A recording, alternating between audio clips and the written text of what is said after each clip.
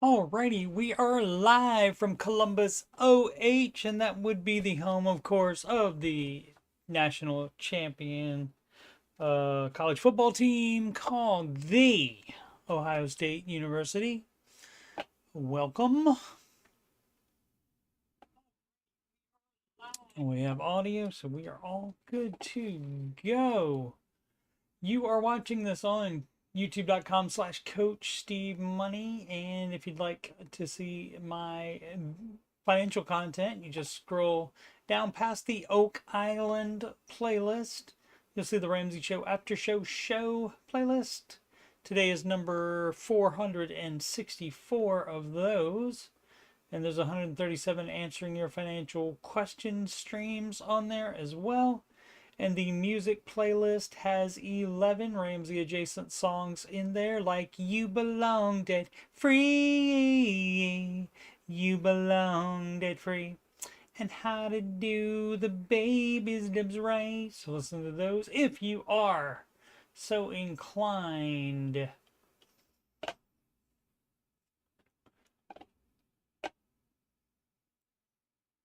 What up, Sid? Market report. And oh wow, Nasdaq was down all day, and S&P was down a little bit of the day, but the everything must have popped up at the last moment there. Yeah, you can see right there on the Nasdaq how that jumped at the end there, right over there. Let's see what we got. So probably, I think a new record again today for the, yeah, S&P 500, new record today. Let's see if that was enough for the, not enough for, oh yeah, enough for the NAS, looks like. Let's see. Let's make sure. Let's make sure. And looks like about right, 20, 31. Yeah, looks like it. Yep. Yep. Okay. Cool, cool, cool. High for the NASDAQ, all-time high for the NASDAQ as well.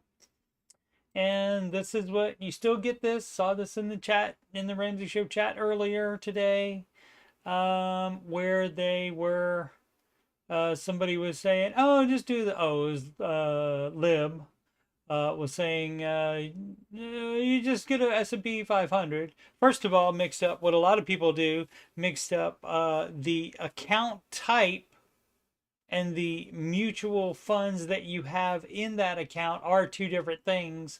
So you don't say like a Roth IRA, you just do a Roth IRA or S&P 500. S&P 500 with index fund would be the mutual fund. The Roth IRA is the account type. So yeah, a lot of people do make that mistake. But NASDAQ has beaten the S&P 500, what is it, 13 out of the last 15 years. So you leaving money on the table. Now, not today, of course, but overall, I just love to show this. Over the last 5 years, 85%, 85.67% for the S&P 500, and the NASDAQ. Oh, look at that, 115.29%. I think that still beats it even after you take out a couple extra percentage points for the higher expense ratio. People, and that's generally people's excuse for not doing managed funds because they don't want to take time to look for them, or they're just too lazy to look for them as well. Let's see what we got. What else we got going on? So market all up. Oh yeah, we check to see what the rest of the planet's like. Everything up in Europe, mostly up in Asia. The US dollar down to the euro, down to the Japanese yen, down to the British pound low, down to the Canadian dollar A, and making it a clean sweep is Australia. And the US dollar wanted to be higher, but Australia said no. And so that's not. But generally, that is what happens. The dollar does tend to be down when the market has a good day.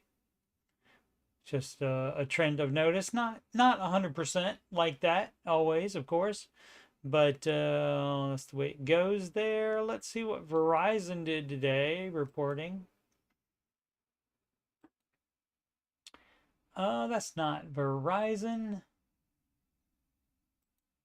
Let's try that one. There it is. Verizon Communications looks like, if did they report in the morning?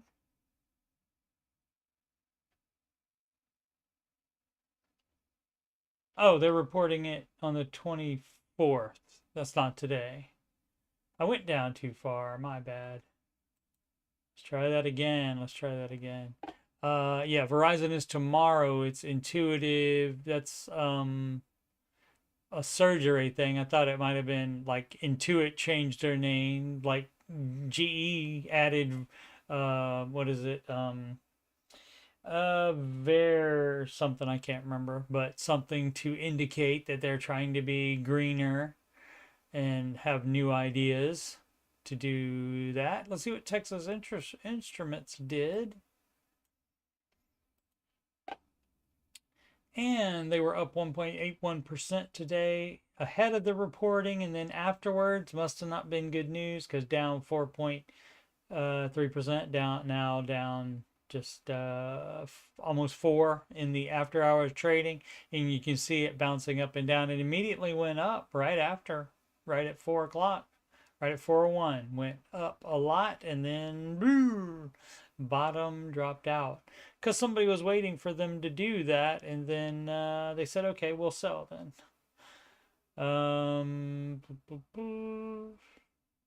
So it doesn't have any stories on about what the actual report was, but I'm assuming there was bad news in it.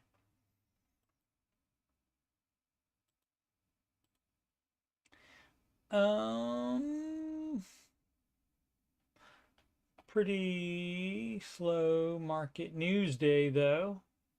You always want it to be.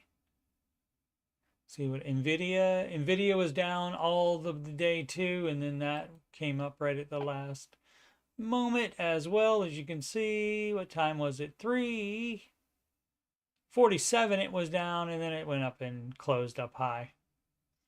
And then has dropped a little bit in the after hours trading. So we'll see what is going on tomorrow. Oh, I guess I could look at that, see what the current futures are.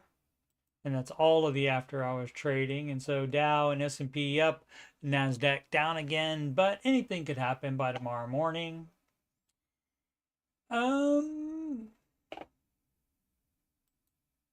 Really?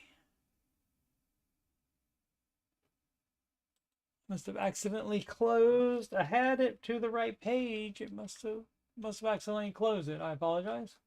Gotta wait while I pull those up again. We go to reddit.com/r/Dave Ramsey, not run by Ramsey Solutions, run by fans.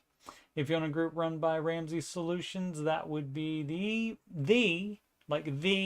Ohio State University. It would be the Ramsey Baby Steps community. And if it's called anything else other than that on the Facebook, that is not run by Ramsey Solutions. That is another fan run group.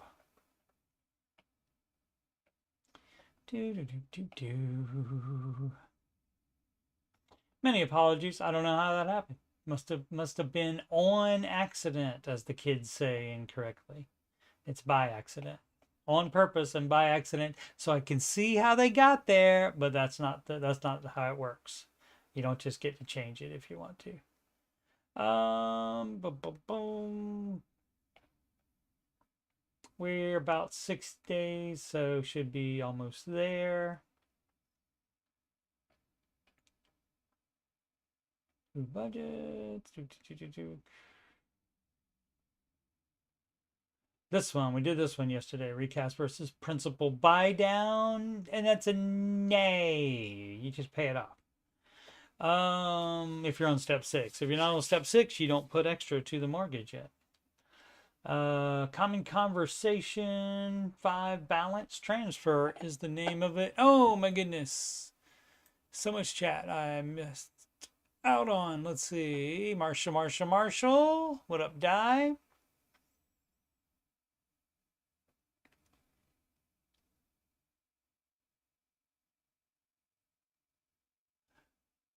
Di changed her name to be a shorter username. Oh, phone crashed and lost everything. Oh, that sucks. That sucks.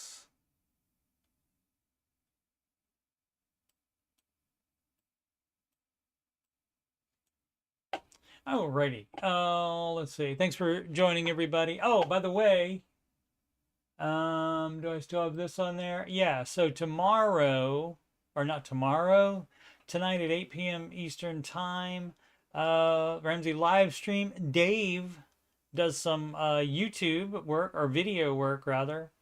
He hasn't worked on the Ramsey show, at least not in front of the cameras, for the entire month of January. Had a little bit off for Christmas too, but it's normal for him to take time off during the holidays. But he is going to be on this live stream tonight. Take control of your money. George said Dave and Jade's portion was going to be about 45 minutes. And then they were going to do some a short budgeting demo. And then there was some other stuff, I guess, because they had originally said it was going to be about 2 hours altogether. So, and that is on the Ramsey Show channel is where that is. And that is already posted, as you can see. And there's people already chatting in there. Fun times. There we go. Let's put that there where I'm used to seeing it. Okay, so balance transfer. Well, so you generally don't want to do that because when you move things around, it makes you think you've done something. And also, it's generally not free. You generally have to pay a fee for that, and that gets added onto the balance. So you're actually going more into debt by doing that. Let's see what's up. ... So I'll go ahead and open the whole thing. Hey all, you guys were very welcoming and encouraging the last time I posted. Really? And is that another dimension, Reddit? I guess it could happen. So I came back for some more advice. So I have one more credit card to knock out with a balance of approximately close to 6,000 and some change, $6,000. Why not do that? It's fun to do. Would it be smart to take advantage of a 0% interest rate on a balance transfer? No, because again, it immediately adds to your debt because you have to pay a transfer fee. Just pay it off, and then guess what? Then your rate will be 0% forever. Doesn't that sound like a great idea? It has a variable interest rate, and right now it's about 31%. Yeah, that was pretty dumb to do that, wasn't it? I got this card out of straight stupidity as a college freshman. Sure. I used to have credit cards too. I was dumb. That's why I don't have any problem calling other people dumb. I am now a college senior and haven't used credit cards in about 2 years. Fabulous.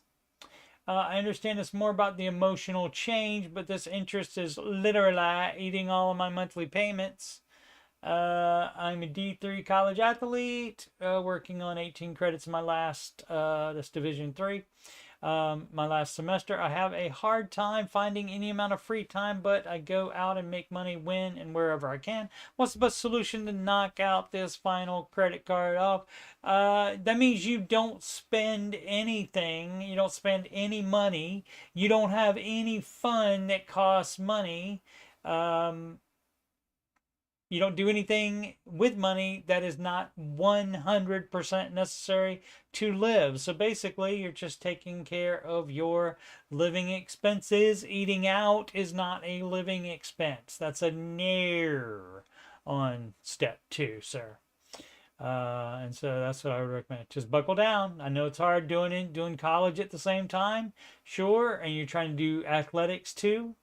at the same time. And so that can be rough, but that again is why you don't get a freaking credit card, because the balance can go up to 31%. Do not do that.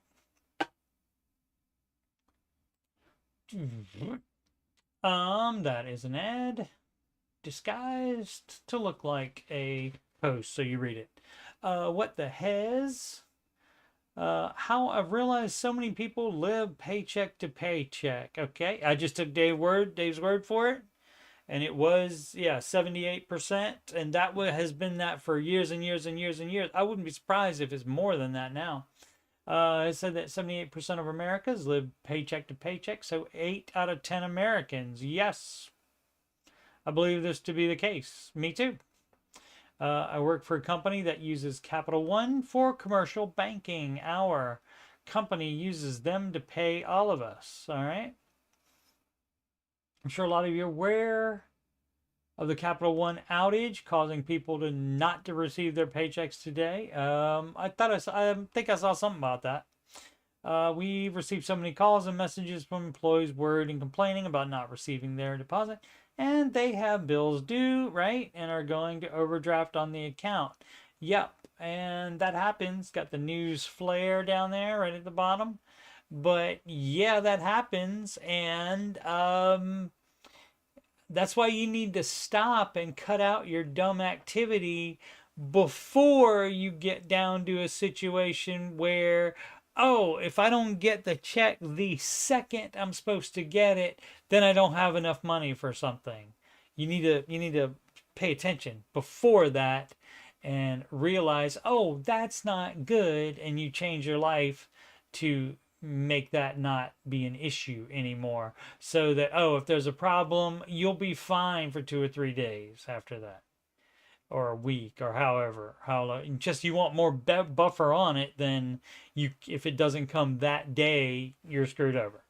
So get more buffer on it, and especially if you have an emergency fund, that can help as well. Lord of Stella, looking for clarification on baby steps and investment. I would love to clarify things for you. As I said, that is one of the songs there, how to do the baby steps right. And many people misinterpret how you're supposed to do them, or they just look at it the way that they want to. Like the best thing is that, like, right off the bat, save $1,000 as fast as possible. That is your starter emergency fund. And it does not say to, oh, keep adding to that while you pay off your debt. It doesn't say to do that. It also doesn't say use that $1,000 to pay off debt after you save that $1,000. That's a nair as well. Let's see. So let's do some clarification. If I have already fulfilled the first 5 baby steps, should I be opening up a separate investment portfolio solely for savings purposes? I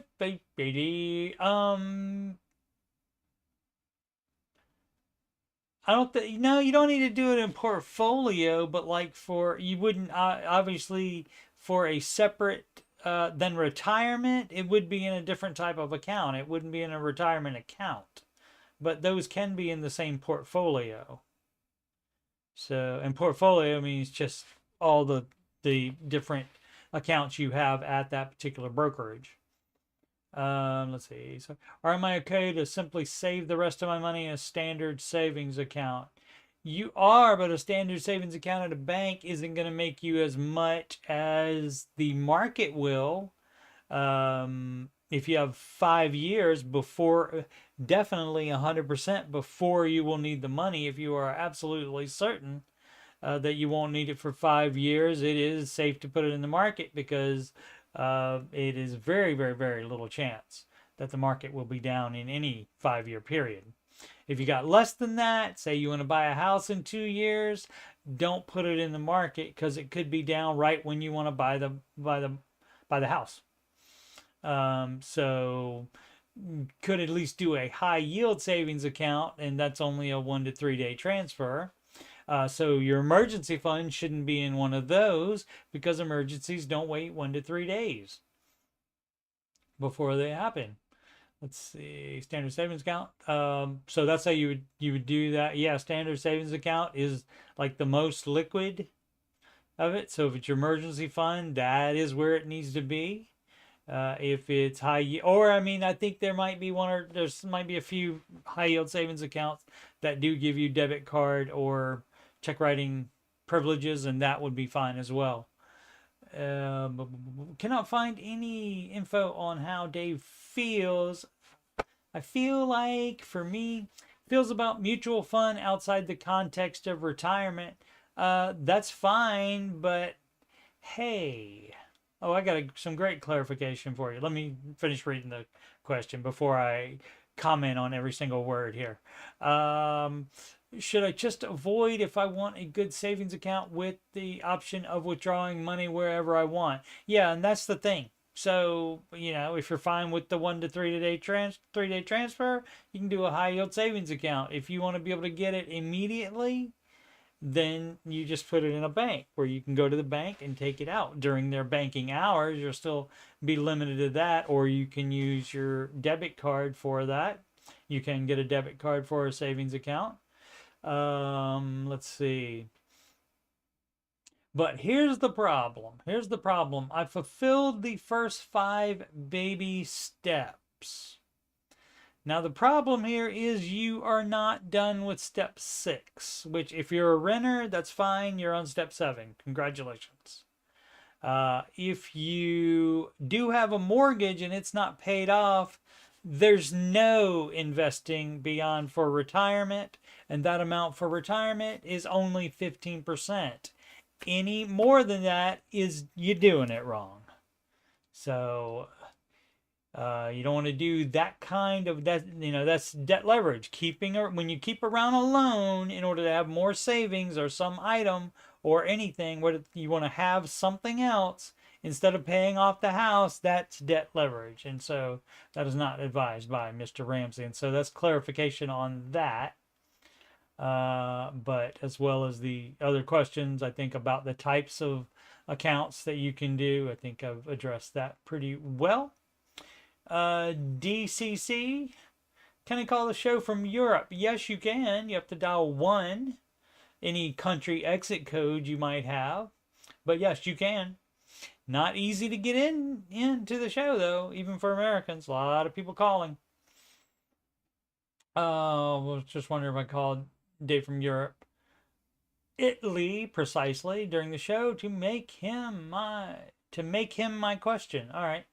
Thanks to everyone who will answer. You are welcome. Although the chances are low that you would hear this. Oh, let's get on the checking on that. I gotta move my screen so I can see the chat, like about right there, instead of having to turn my neck this far. Marshall, it worked for me today. I was able to register for this live stream today. And you can do that right on the front page of RamseySolutions.com. I was able to do that today, but I think what happened is when they first posted it, I think I registered then, because today I changed 2 things. I used a different email address, and I didn't put in a phone number, because I was putting in the phone number before, but phone number is optional, so I just left that out so I could do like the most changes I could at one time, and then see if that worked. And that worked, and it worked for a couple other people that I told to do that as well. So you can still try that, Marshall. Try that. Use a different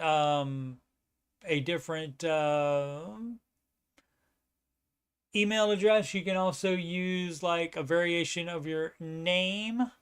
If they're use like a nickname instead of your full name, if that's what you used before, or if you used a nickname, go to your, you just try to change as much stuff. You can't change your last name, obviously, or you won't be able to collect the prize. Boo, boo, boo.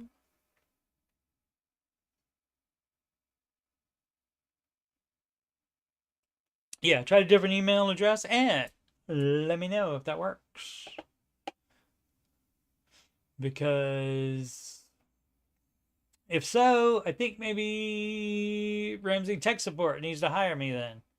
If their tech support couldn't figure that out, if that was the only problem. Um, like you're 100% sure you did not register already and forget, like I think I did. Hashtag dementia, not today dementia. Order of loans. That's from Volleyball Beach. That might be a fun beach. Unless you're laying out and then you get hit in the head or other places by a volleyball. Order of loan is what would Dave suggest? Paying off debt in order of size even. Oh, would Dave suggest paying off debt in order of size even when, okay, so this is the fun thing about, this is some good clarification about the baby steps as well. Even when or even if does not change the advice. Would they suggest paying off debt in order of size even when one loan has 460% APR?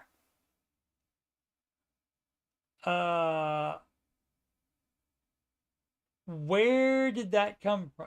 Are you sure you don't mean 4.6? Where did 460 or even 46%? Where did 460 come up from? That was the dumbest thing I've ever seen in my life. And I've seen some dumb things.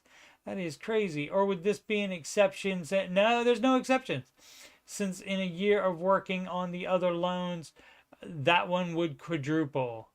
In a case like that, which like I said, I have not seen that before. If that's accurate and that is actually 460, I would balance transfer that to something else because that is a lot. If it's just a couple of percentage points, like 10 or less percentage points, that you would do it because it's a wash, because you got to pay a fee to balance transfer it, even if it has a 0% starting out rate, but then you got to pay it off by a year or it's going to go up higher. Maybe that's what happened in this case, but it shouldn't be going up to 460, so that might be a typo. But yeah, I would give permission to get that rate lower. I mean, even going down to 46% is horrible, but that's way better than 460%.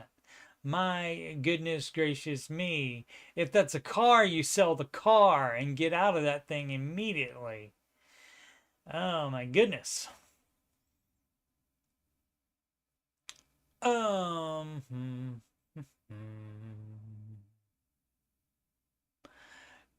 Yeah, you don't. I mean, you're already registered whether you can read the email that you were registered or not. You should already have there. Yeah, but anybody can just go to the YouTube channel and watch the registering. You only have to do that if you want to win the cashola. Still not work?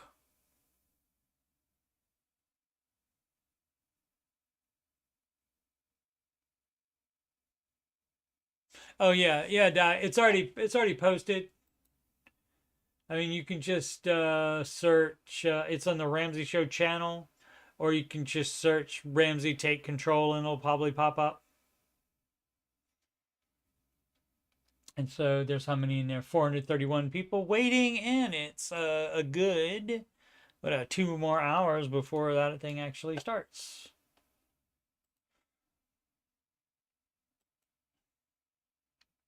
Cartographer Vivid 3888. Cartographer is a map maker, is who that is. Need advice on a previous mistake previously on Cartographer Vivid 388 in investing. How to fix my portfolio? Well, um, you can sell as like if it's in a tax advantage retirement account, you can sell the investments in it. You just don't take the cash out of it. You just sell the investments that are bad and buy new ones. Like for example, if you wanted to be smart and get out of your only S&P 500, if you wanted to uh, get some NASDAQ instead, maybe go 50-50 at least, then you just do that. And that's not a tax event. That doesn't, just selling it and leaving the cash inside the retirement account doesn't do that. Doesn't trigger a tax event or penalty or anything like that. You can trade out investments anytime you would like. Some brokerages charge a fee every time you do a transaction, though, every time you buy or sell something. All of mine are Fidelity zero fee funds, though, and so I don't have that problem. And I haven't even tried to buy other ones, so I don't even know if that's the case for other ones as well. Possibly though. Let's see. I'm 21 years. I'm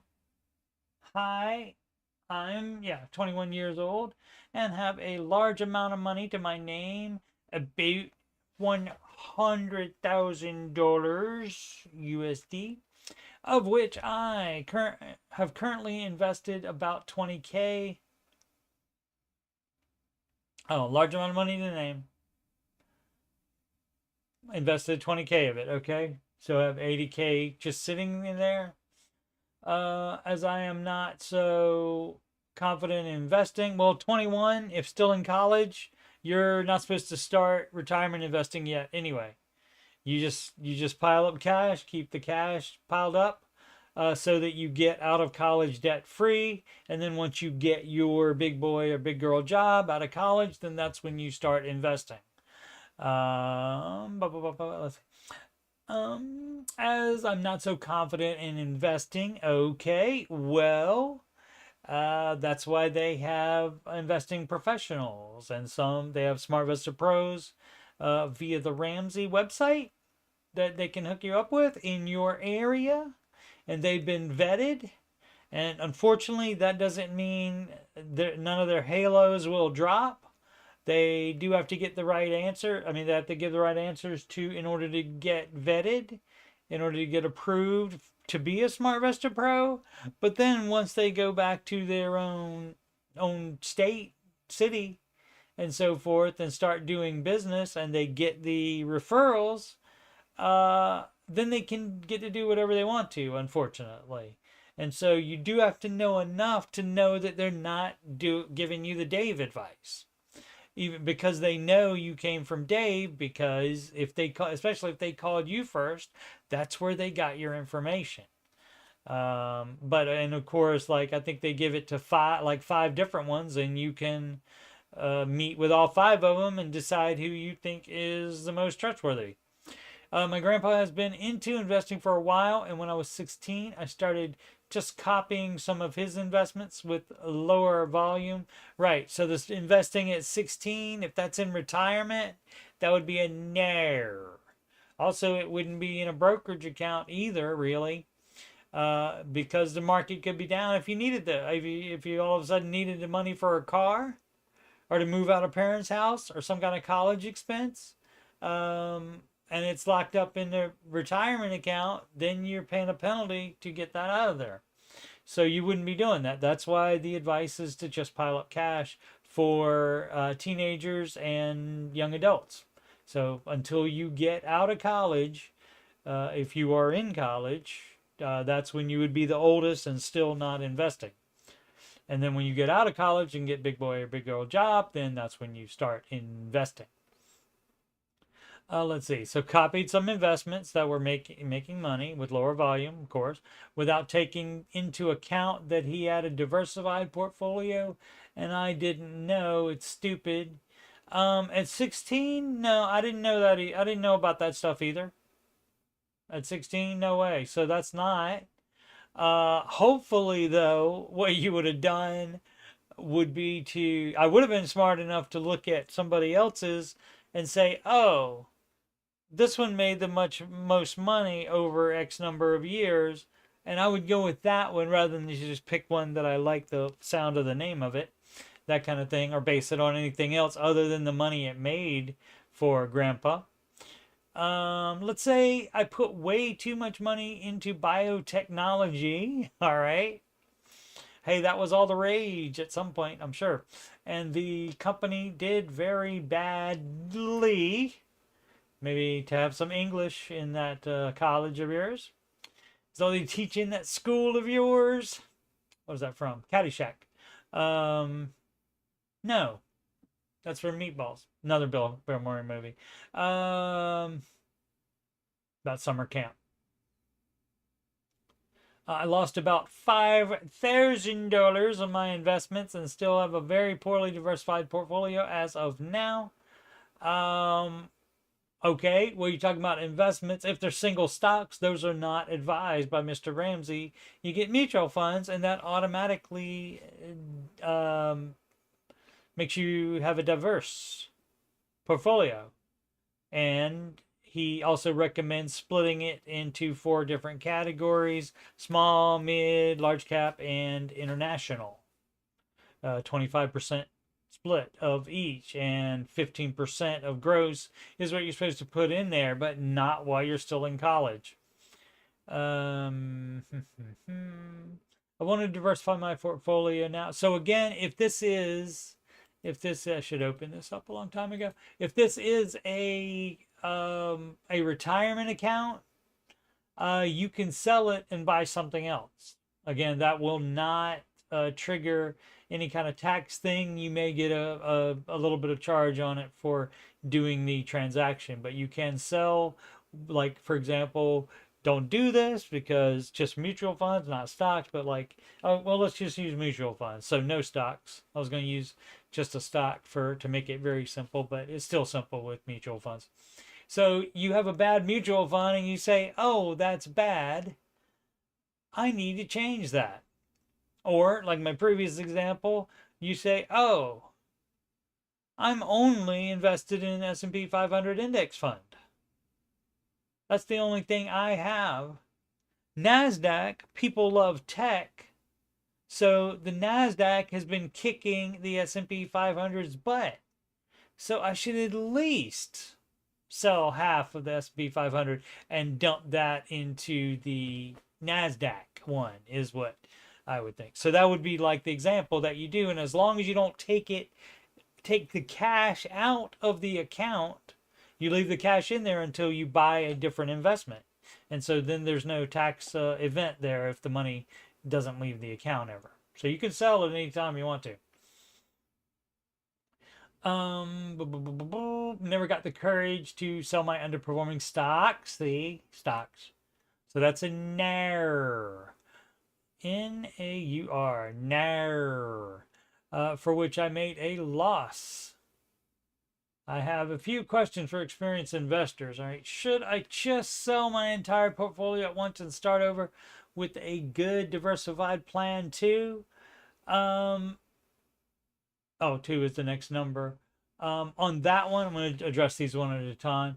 On that one, I would see what you want at a minimum, an absolute minimum. And this is again why you should get managed funds, because they make more than the index. But at minimum, you would be looking for the 10 to 12% average per year that the S&P 500 makes.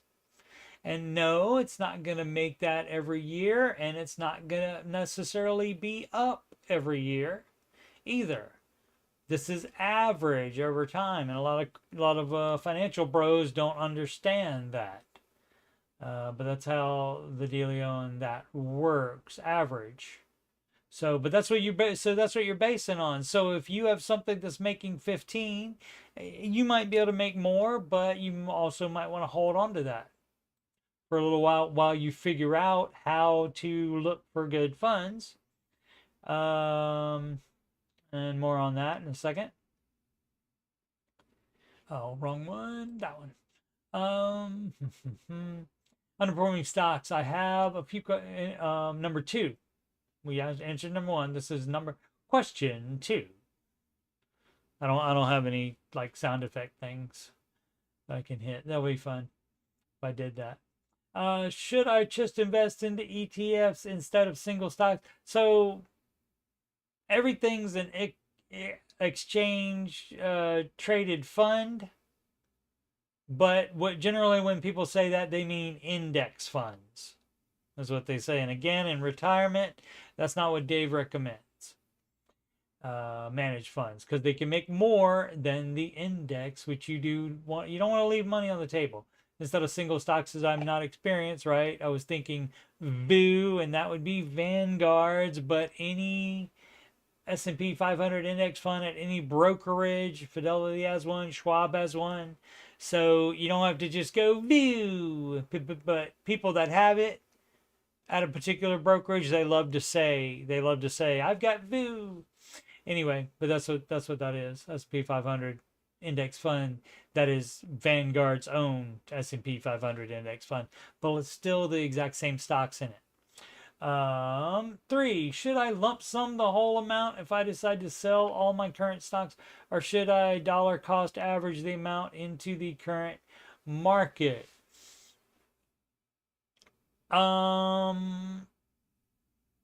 You put as much money as you can at any time. So yeah, you would just immediately put that money in something else, because you're trying to change the amount and you're making less money if you just have cash in there. You're not making that much, maybe 1% or something like that. If you are just have it in the retirement account as, or any account as just cash. So you do want to buy another one. You don't want to sell it until you have, don't sell something until an amount until you want to buy that amount of stuff as something else. I was also wondering what I should do with the rest of my money, plus or minus 80K, which is just sitting in my bank account with barely any interest. I will not buy a house anytime soon and don't have to spend these savings on my study as I manage these costs with my current side job. Great. Any help and tips would be much appreciated. What I would ask this person is, should you even be investing? Which, again, as far as interpreting the baby steps. Now, if it says step 1, 2, and 3 here, and step 1 is save $1,000, and so he has that because he has the extra savings. But step 2, if he has any debt at all, because he doesn't have a mortgage, but if he has any other debt at all, then why would you think, if that's step 2 and you have step 3 here, and then step 4 is investing, why would you think that you would be investing also while paying off debt?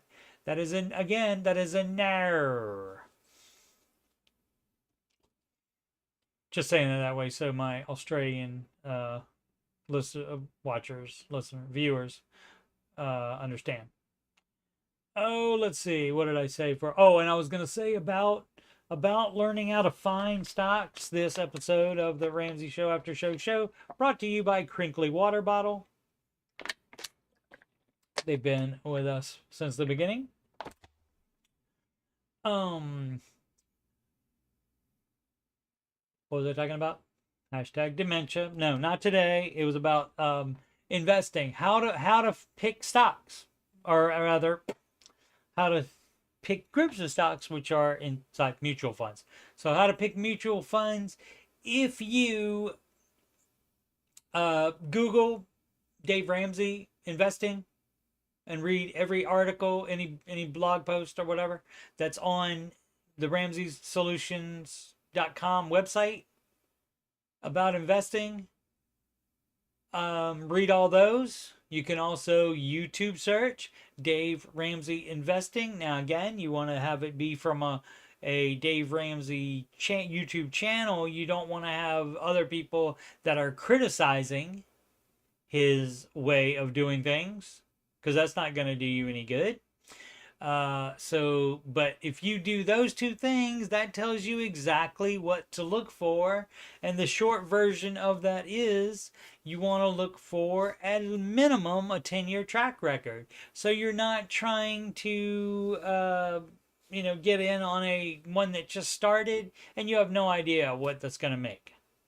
So you want to add minimum a 10-year track record, and you want it to get at minimum more than the 10 to 12% that the S&P 500 can get you.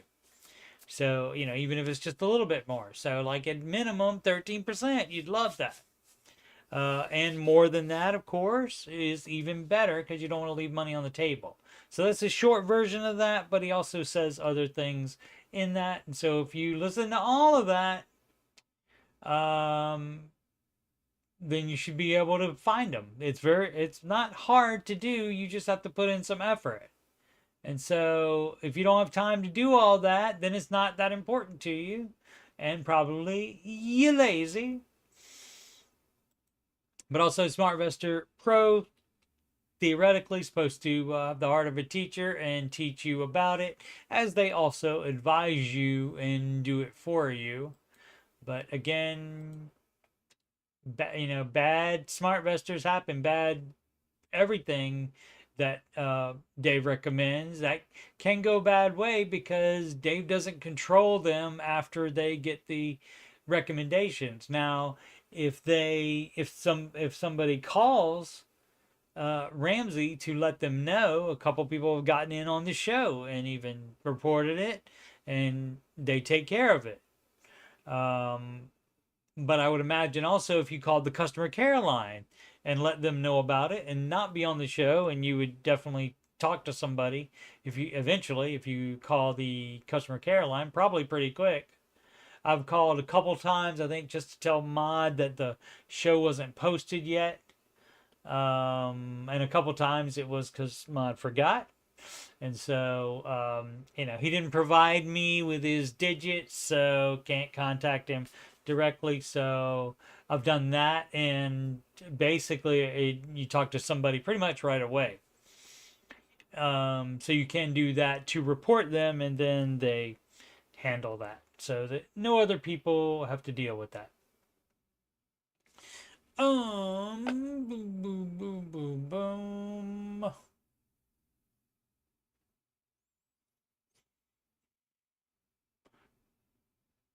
SVP. I don't know what SVP is, I don't think. Do I?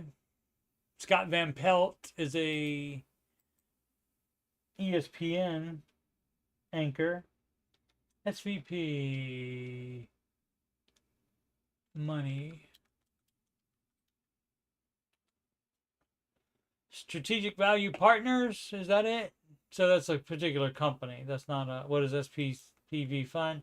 A global alternative investment fund to focus on special situation, private equity, opportunity credit, and financing opportunities. Okay, after you pay their funds and stuff, if they are making you at least 12% average per year, that's what you're looking for at minimum, that, but hopefully more. Let's see. Oh, not senior vice president. So I'm guessing it's probably that company that. Who was it? Marshall was talking about.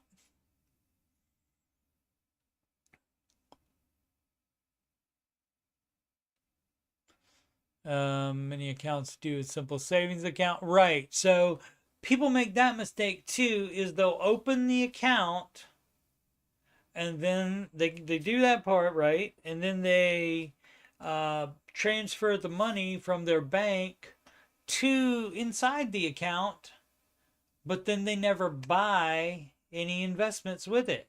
Now, just because you put it in a Roth IRA account, for example, that doesn't do anything. So if you ask people a lot of times, what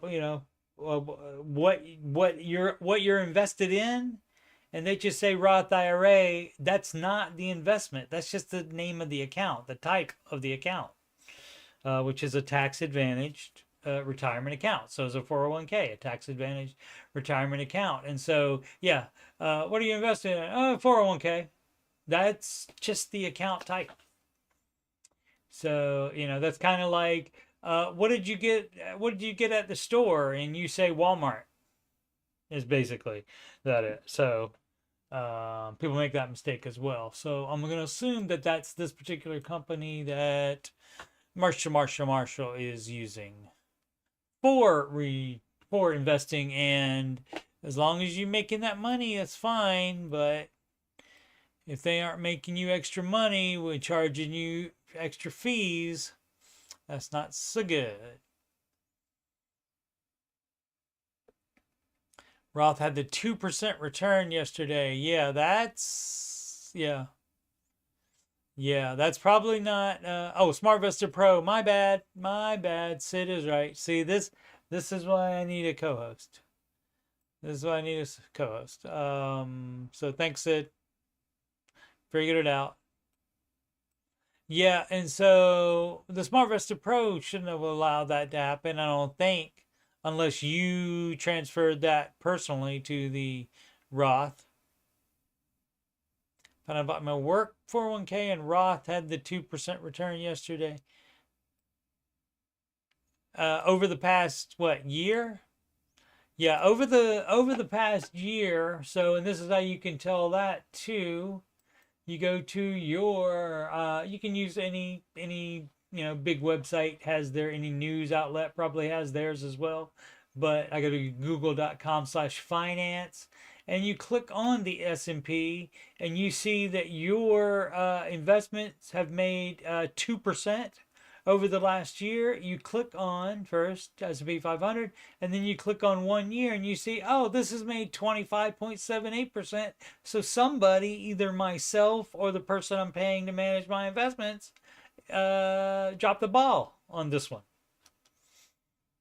But yeah, just 2% does sound like it's just sitting there in cash.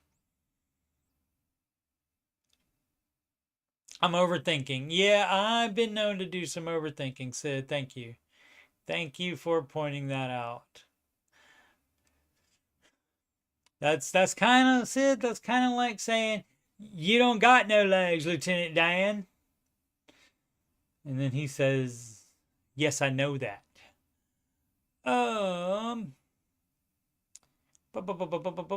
Marshall, when I look at my 401k for work, it shows if I want the account managed, it will cost 0.346%.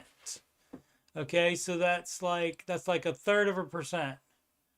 And the SmartVestor Pro.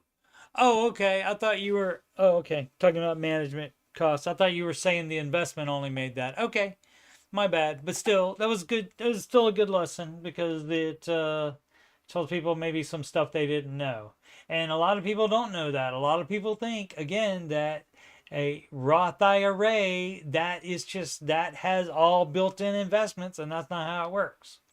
You put the cash in there, and then after you put the cash in there, then you have to buy mutual funds with that cash. Fun times. Okay.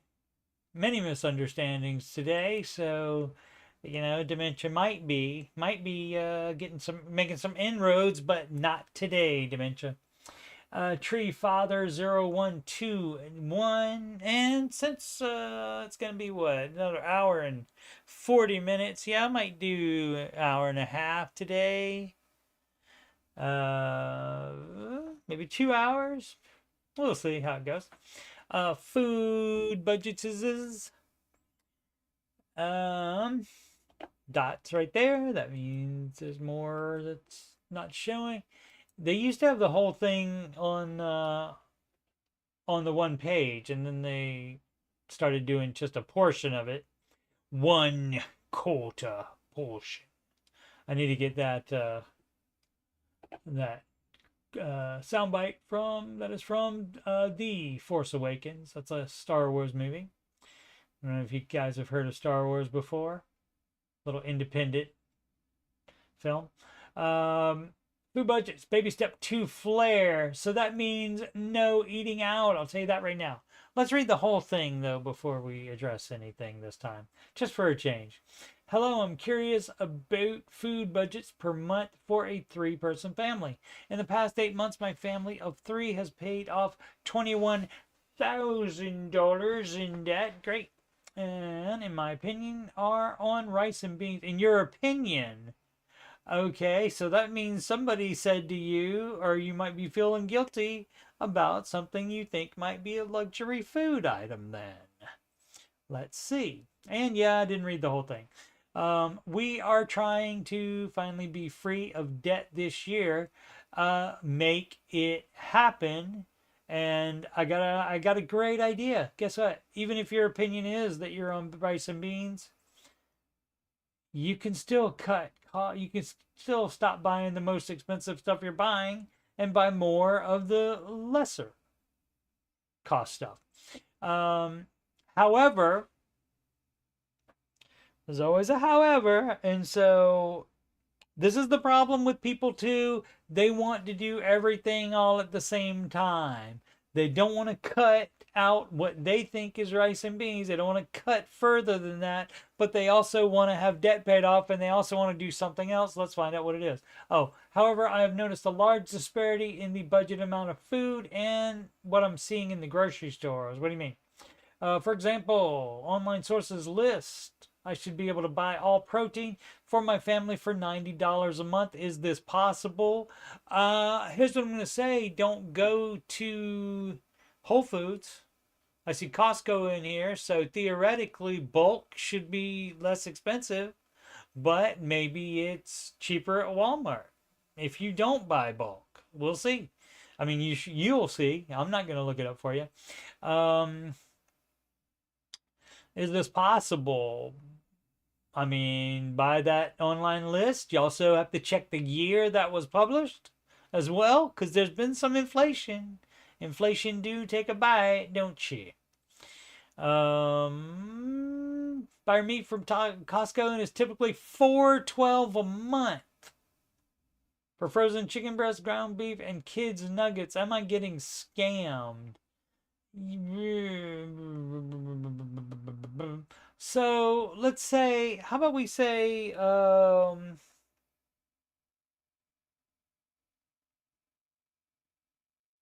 let's try something nice and round, like $50 a week per person.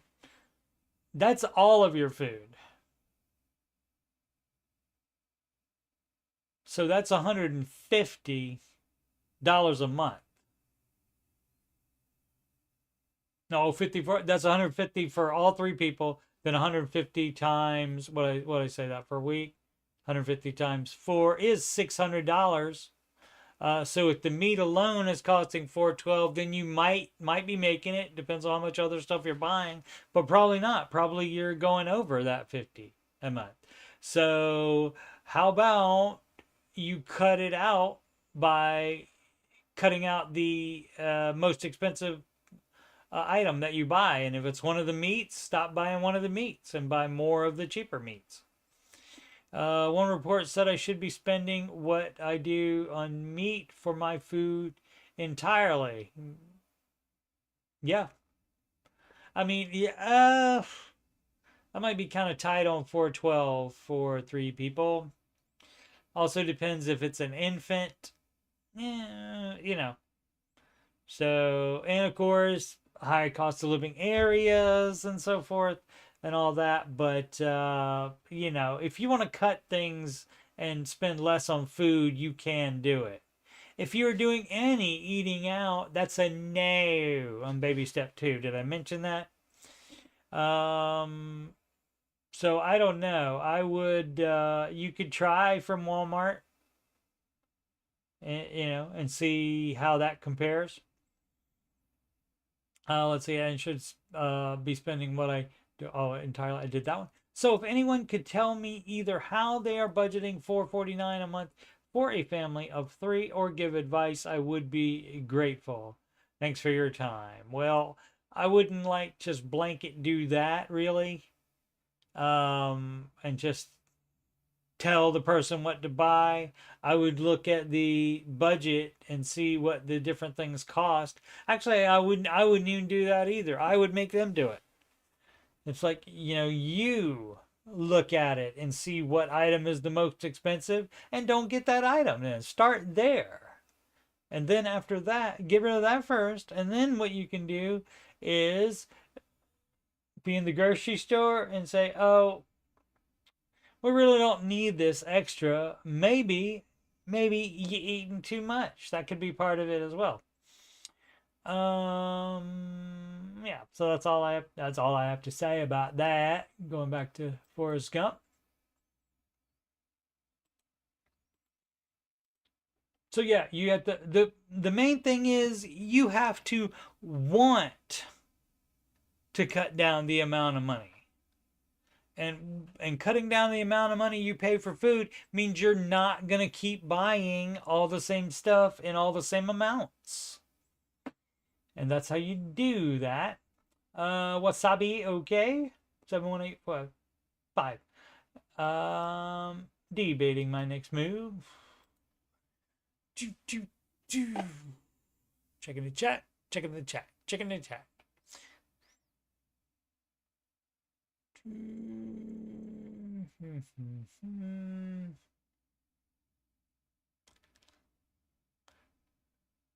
Die like Sir Aldi. $300 a month right now for 2. So that's 150 a month for, yeah. So you're even, I gave them more even than that at $50 a week per person. So yeah, overspending. And that's, that's, I get it. You buy bulk and maybe you are saving money if you buy lesser amounts from other grocery stores of that item. So maybe you don't get to have that item. Imagine that. Debating my next move. Baby step 4, flare. I'm currently on baby step number 4, which is saving money for retirement. Yes, it is. And actually, if you have children and you want to help them for college, you're also doing that, which is step 5, and also paying off the house early, which is step 6. So all of your money is going somewhere every time. But on step 4, you can also budget vacations and such, so you don't have to put every little cent into baby steps 4, 5, and 6. You can do some fun things now that you've paid off your debt and have your full emergency fund. That's how you get rewarded. Congratulations. I struggle with this thought due to my current work situation. I'm 19 years old, okay, and again, 19. If you are still living with parents, if you are, Dave likes adults, then that would be 18. Dave likes adults to live on their own. So there's that. So you have to have money for that as well. You might need to buy a car. And you want to get out of college debt free. And so to do that, you might not want to be throwing money into retirement if you are 19 years old. 19 is still a baby. You have many, many, many, many, many years left in the market. I work at a local union making $18.54 in schooling, which is teaching me generally nothing, seeing that I have been through a welding school in the past. Okay, well, if it's something that they require before you can get up to the next step or whatever, get a better job, do it. Though they are paying for my retirement, I find it hard to stay. What do you mean they are paying for it? They're not paying for it. You are. Unless you're talking about pension that you don't have to contribute anything for. I owe 0 debt to any and everything as of now. Okay, great. And I am debating on going non-union due to the union not keeping me employed as promised. Yeah, unions aren't the best always. And lying to my face about me being able to become a journeyman welder earlier. Promised 2 to 3 years rather than 4. Okay, and y'all better make sure you vote the way they want you to vote too. Okay, yeah, it doesn't sound good to me. So if you want to bounce, bounce. You're 19. Still a baby. Got plenty of time to figure out your life and such.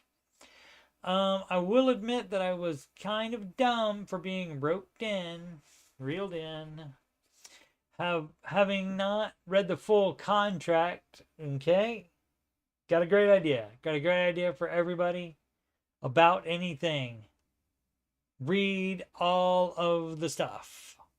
Read all of the stuff, because guess what? If you open up a bank account and then you sign all the stuff, right? And then you overdraw, and then you get charged over the limit fee. Not over the limit fee. What is it? A overdraft. If you get charged an overdraft fee, and you can say, "Well, nobody told me about that." Hey, guess what? I bet it's in that stuff that you signed that you didn't read. So yeah. So that was dumb.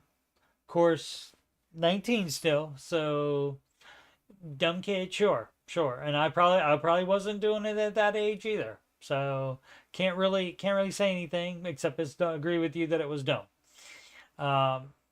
So read contracts. People own anything. It doesn't matter what it is. Doesn't matter how little of a concern it is. Read it all if you're going to sign something. But I was not working and ran to the first place that could hire me on. Okay, well, and there's nothing wrong with doing that either, and putting up with it for a time while you look for a better job. Got a job offer for $54 an hour and $120 per diem on the pipeline. Projected ending date in 2030. Okay. Second offers are from a local shop right at about $25 an hour, and was just wondering what I should do. Do you want to be on a pipeline, or do you want to be in the shop? Or do you want to stay where you're at? You are the one that gets to choose this. No one can make this decision for you. I'm tied down currently with my girlfriend still being in school for another 6 months. How? Oh, you mean you can't move? Okay. So should I go non-union until she is done and then go pipeline with her there, or should I stay? You get to do whatever you think is best for you, sir. Stay union for friends benefits, even though I plan on leaving soon. Free healthcare, pension, 401k incentive are roughly $8,000 per year. Do not own a home, live with her parents. Boop, boop, boo doo. And don't necessarily freeload off of her parents. I help with groceries and a little extra for rent. Total income monthly is $2,280 take home. I'm probably not investing until stop investing. I'm investing and piling up cash until you get all this stuff figured out, because you will need moving expenses to move out when that happens. Let's see. Make some side money, which would be roughly $300 a month. 30 miles per gallon, a fully owned car. It's been roughly $400 a month in gas due to my local sending me anywhere across the state. Great, and you get to pay for that. All right. I rent roughly $400 a month. Okay. 115 car insurance, $60 a month for both Netflix and right. And so this is, this is not that much. And this again is why Dave likes adults to live on their own, so that you know what things cost, and then you can make better decisions about what job to take. But again, you are still if you're in college or even in trade school, you should not be investing. You should wait until you get the full big boy job after you are out of the trade school or college. And so you would just be piling up cash. You do not start investing yet.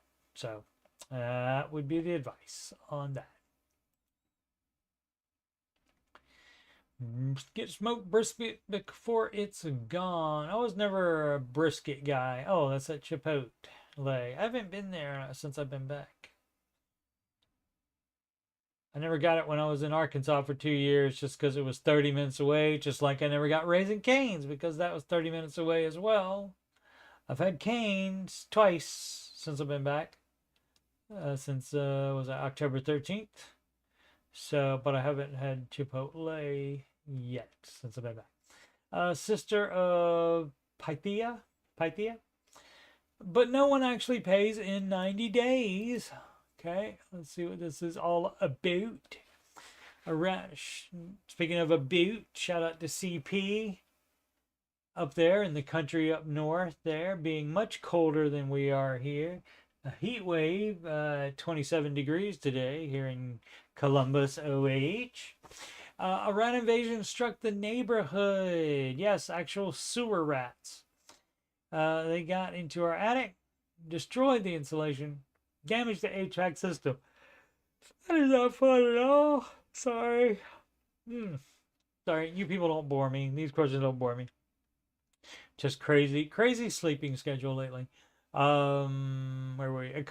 It would be around $18,000 to yank out the contaminated insulation, conduct an inspection to plug up access to the attic, then sanitize the whole attic and re-insulate. They brought out a contract for a $500 plus a month payment. We signed it. Boop boop boo doo.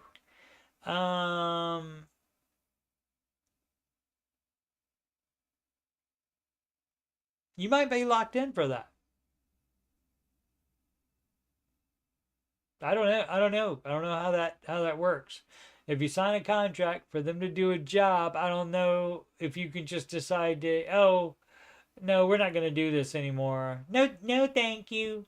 I don't know that you can do that without a lawyer being involved. So I don't know. I threw a bunch of cash from savings at it. Well, I mean, I guess that could be, you could consider that an emergency. And if you had extra savings, you shouldn't unless you're on step 7. But anyway, then we decided to go full on rice and beans mode to pay it before the 90 days was up. Okay, great. We will make the final payment. So was that finale payment, as they put there.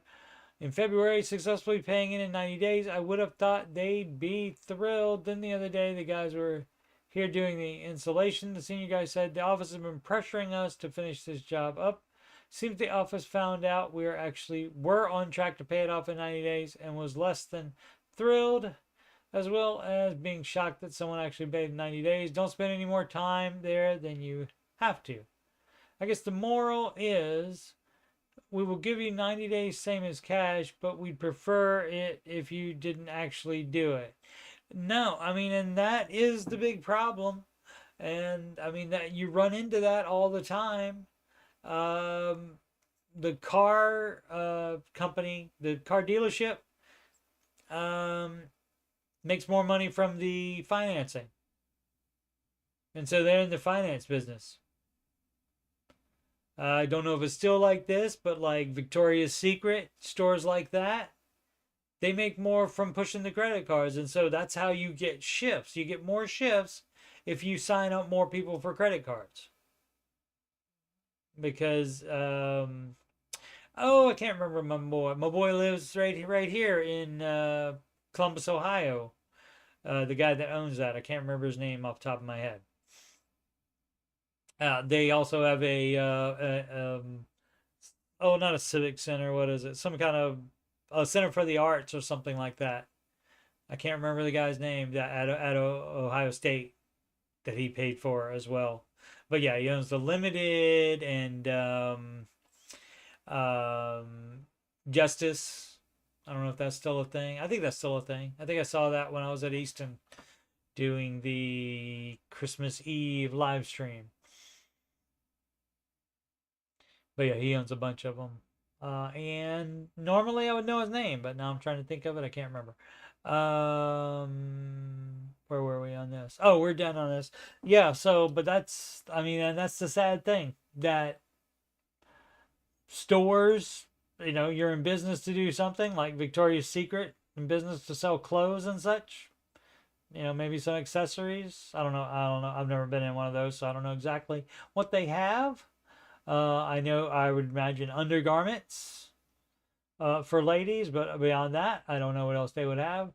But you would think they'd be in business for that, but no, it turns out they're in business to do financing because they make more money from that now. And yeah, there was a big thing about that where people that worked there were mad just because they got fewer shifts because they didn't push as many sell as many credit cards, get people signed up for credit cards, which is very sad. Boo, boo, boo, boo, boo, boo, boo, boo, boo, boo, boo.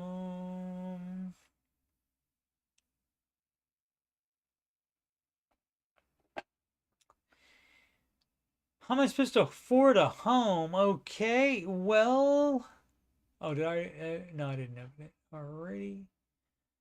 Let's see what's going on in this. Simple Pop 65.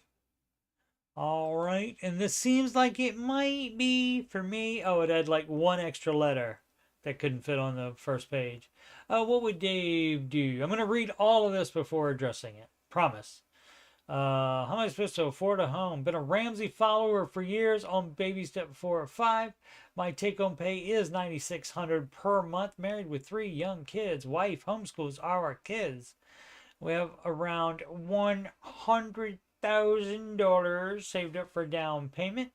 According to Dave's home buying guidelines, we can only afford at most a $3,000 house.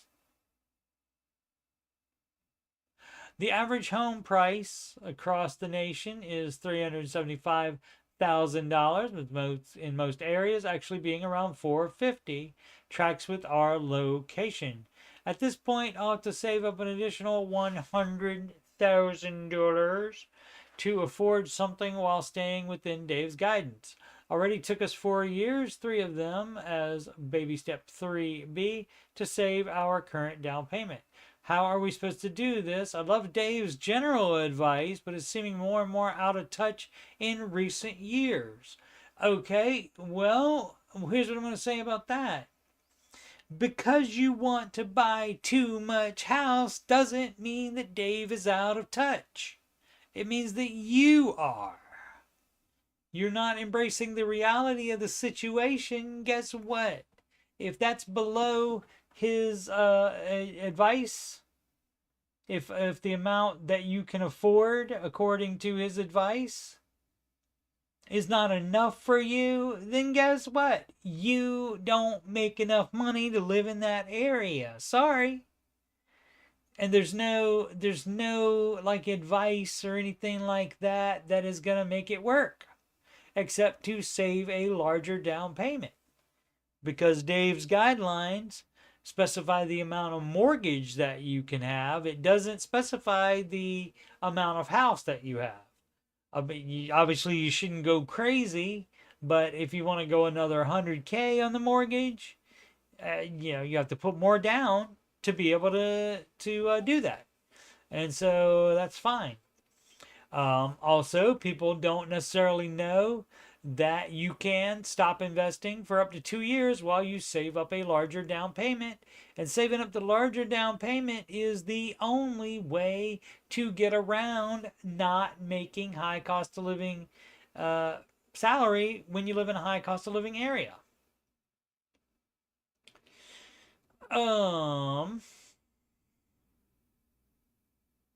So you just want more than you should be buying. Now, you say you're a long-time Dave follower and you bothered to pay off all your non-mortgage debt. You bothered to do the full emergency fund. You bothered to invest.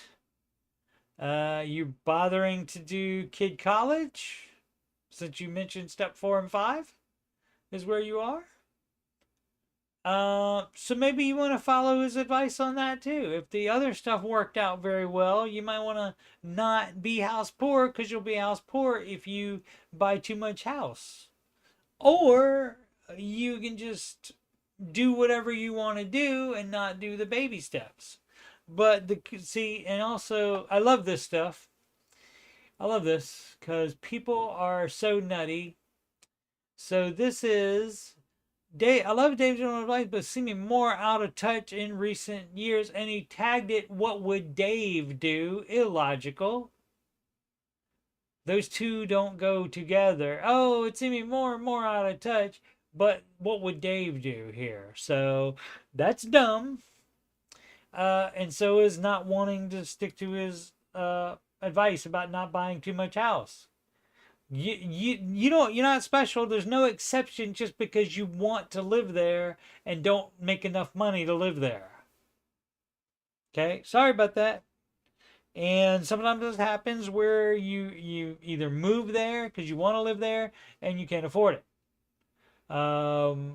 Sometimes you're born there, so all your friends and family are there, but then you can't get a job that will pay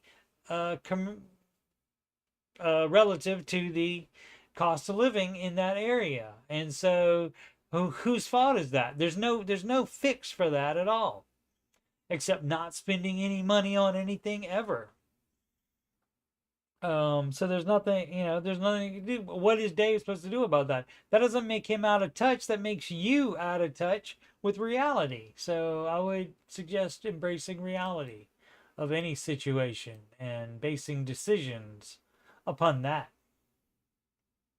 Let me make sure it's let's see, take home 9,600 per month.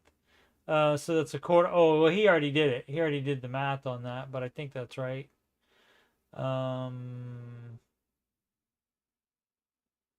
Yeah. We can only afford at most a $300,000 house. So you don't, it doesn't matter what the average home price across the nation. Are you trying to do what people in the average home are doing? You're not, because you already paid off all your debt and you saved a full emergency fund. The average home does not have that. People living in those average homes with their average life, and they don't have that done. So that part's not average. So that also means you don't get to have the average house. Because if you're going to do the average amount that the average person spends on anything, it's going to be more than you should spend on stuff, probably. So yeah, embrace the reality of the situation. Boom, boom, boom.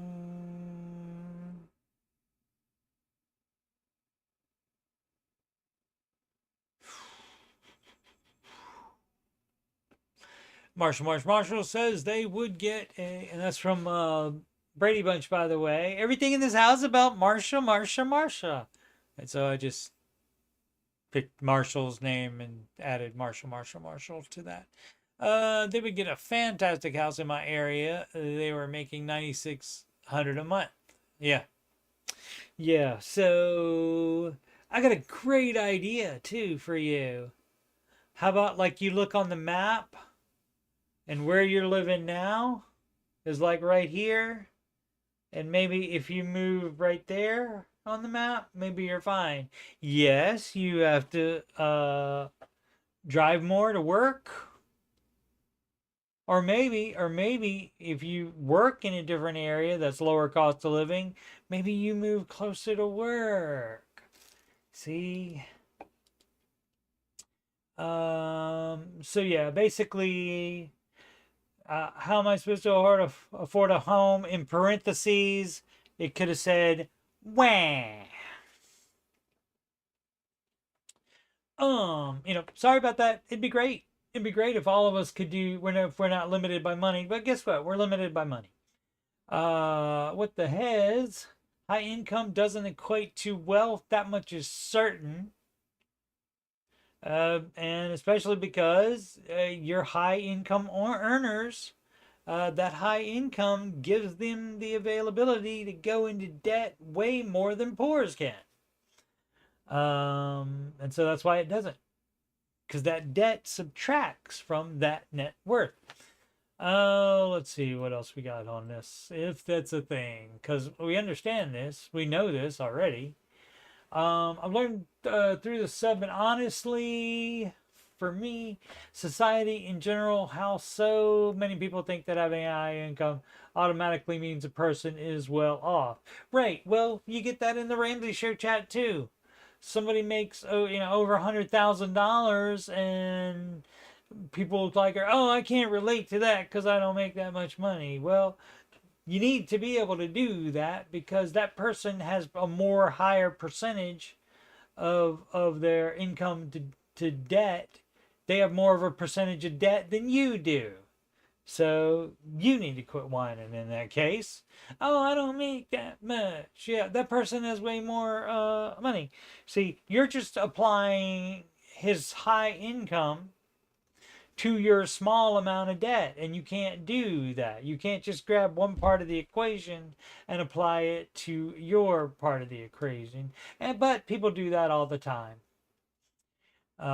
Just envious, and they're like, well, if I made that much money, I would be fine. No, you wouldn't. You would be in debt the same way you are now, and probably more of it. Where were we? Usually the people that don't actually listen to Dave or just financially illiterate. No, there's plenty of them in the Ramsey Show chat that are immediately they check out if somebody makes over $100,000 or even $10,000 a year more than they do. They just knock out. We often hear people bragging about how much they make a year, but you rarely hear them share their net worth. Yeah, I mean, that's what they say. They say it's a brag call when somebody calls, and they actually do ask questions, and they do have problems. The high income does not get rid of all problems. Not just Dave, but virtually all financial experts know that net worth is the determination of someone's wealth and financial health. You can be a doctor making $250K a year and broke. If they have medical school debt, right, that subtracts from it. So we understand this. Here's a video of Dave giving his definition of broke. Yep. So we knew all this already. So here's things you already know, but maybe somebody didn't know it. And you can type whatever you want to in forums, unless the moderators get rid of it. Isaac _Isaac. Gotta have the underscore in there, or it might be the wrong person. What would Dave do flare? I see at the bottom of it. Again, this episode is sponsored by Crinkly Water Bottle. $500,000 in savings, $150,000 invested. Live at home with mama. So Dave is out on that. Again, adults, live on your own so you can learn how to do life. So you're not spoiled by living home with mommy. Let's see. What would Dave do, Flair? He would move out. He would tell you to move out. Been debating if it's worth getting out of the house and maybe buying a $750K townhouse in California. Okay. All right. And see, this is what people do to... Oh, goodness gracious me. Okay, so...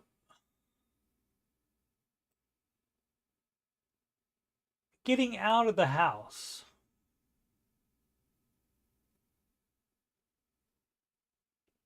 And maybe buying a $750,000 townhouse in California. Okay?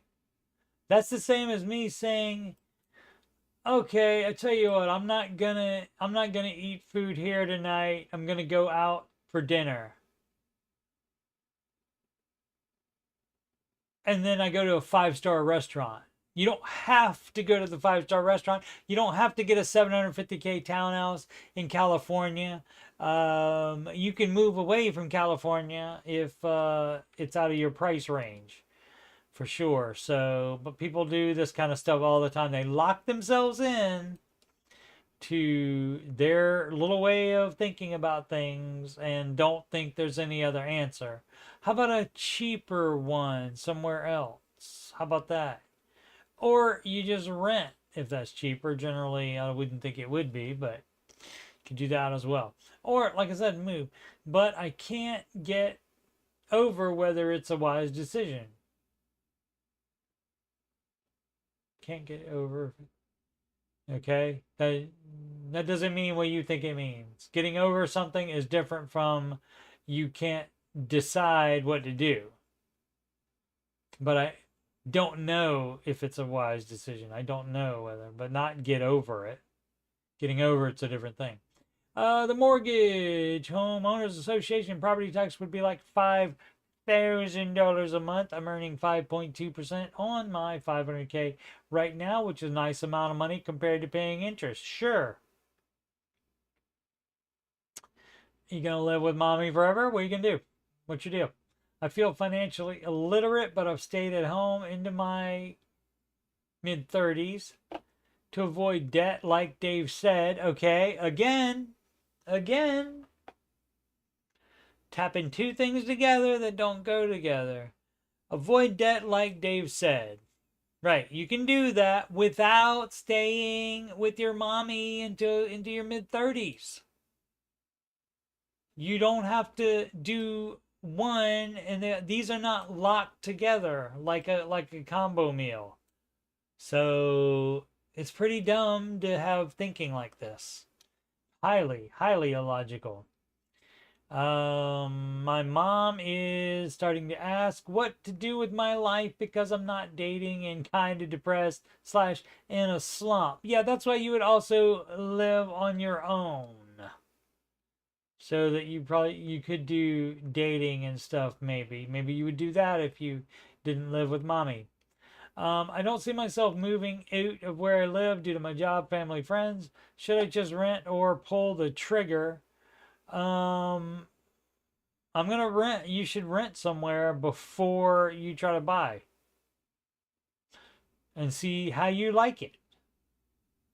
So I don't see myself moving out. Okay, well then you're limited to what's available there to buy, and that may be out of your price range. Now what? There's no magic fix for that. You have to make more money. Tying up so much money in a house seems like ignorant use of funds. Well, I mean, it could be less than you would pay for rent. We do hear that out of the California. A lot of California calls come into the Ramsey show. I'm just lost here on what to do. Maybe sell all the stocks to pay cash for a place. If they are not in a retirement account, then yes. If they're in a retirement account, then no. Still sell them, but don't take the money out. Buy managed mutual funds that beat the index with that money instead. But if there's no penalty for selling those, then yeah, you do that and pay cash for a place. You didn't say you had enough to do that. The 500K, is that on a... Oh, in savings, yeah. Oh, so only 150K. So yeah, you leave that in investing, assuming that's your retirement. Does mommy own that home, and is mommy leaving that to you to live in? So I would think about that as well. But yeah, you would sell the stocks. Regardless, you sell single stocks always.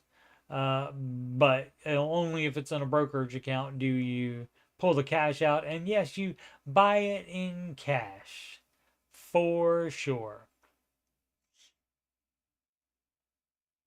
Locked post. New comments cannot be posted. It must have gone nuclear in there. They generally don't do that unless it gets really contentious. Boo, boo, boo, boo, boo.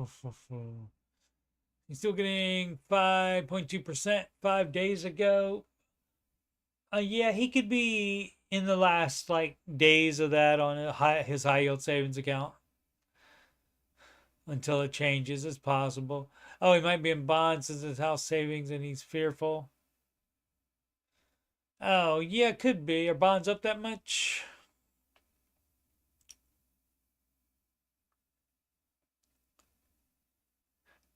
Yeah, I mean, it seems like for me that it's just living on with mommy, but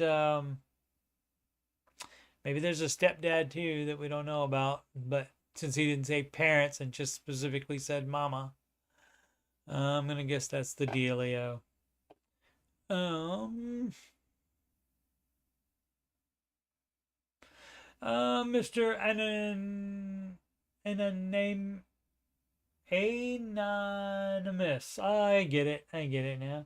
Mount Rushmore financial books. My Mount Rushmore financial books are in the order I read them. Richest Man in Babylon, not Dave Ramsey. Millionaire Next Door. I think that is Dave. Total Money Makeover, Dave. Maybe Millionaire Next Door is not. Rich Dad Poor Dad. What other books do you consider to be solid books for anyone looking to expand their financial knowledge? Well, it wouldn't be this one. Would not be Rich Dad Poor Dad. This is the guy. Now, granted, he hasn't done it that I've heard of. He hasn't done it in the past 4 or 5 months or so. But this gentleman, Robert Kiyosaki, has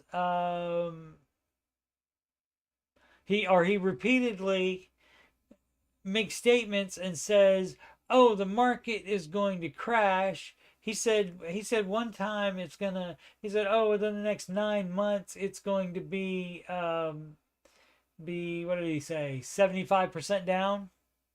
Something like that, something ridiculous, and it wasn't even down at all. It was up by the time that he specified. So dumb as crap, and he keeps coming out and saying that. Like I said, maybe he's turned a new leaf over and is not saying dumb crap like that because maybe it affected book sales or something.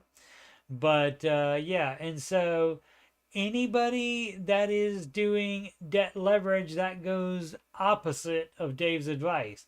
That's about as far as from Dave's advice as it is. Even if they say to have an emergency fund, even if they say to be investing and to pay off debt, and normally they specify. I know the money guys do.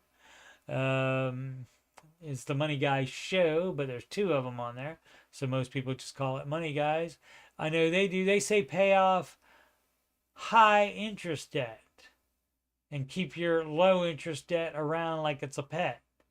And so that again is not for Dave. So why would you do that? Why would you need all of these and put them all on the Mount Rushmore? Wouldn't the Mount Rushmore be filled with the same type of advice? Apparently not for this gentleman.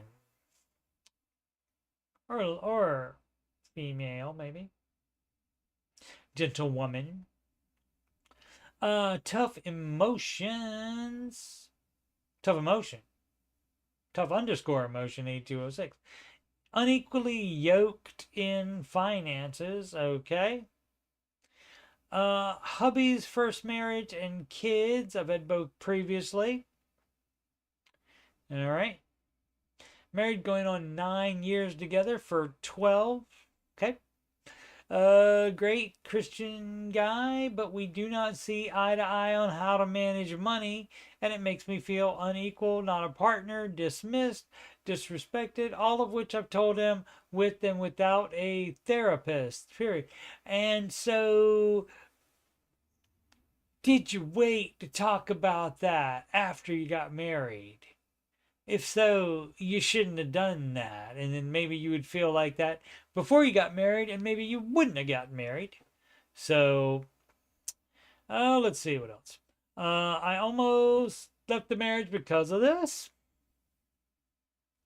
We took a Dave Ramsey course before we got married, and my mistake, I was under the impression that he understood and agreed with it. Well, you got to talk about it more than, don't assume things.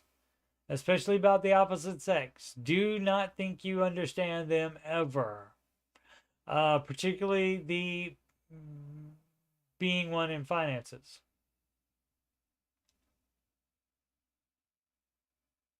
You mean? Oh, I mean that's his job. After the honeymoon is one word. We went to the bank where I thought we were going to get a joint checking account and savings account and our own account, as Dave teaches.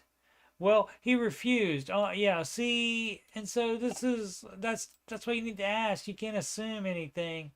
All right, lady. Is there a question here? No, this is just bitching about husband. That's all. Thank you for reading. Any advice, suggestions? Try to make it better. Try to compromise on stuff. It's already seeing a therapist. Yeah, you got to communicate and compromise. If you can't do that, then you get to decide whether to stay with him or not.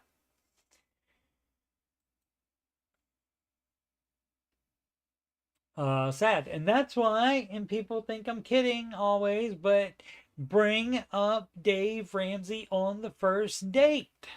Always. And then you don't assume anything. You make sure you might, you have time. You said you were together 3 years before getting married, and you've been married for 9 years, and it's only a problem now.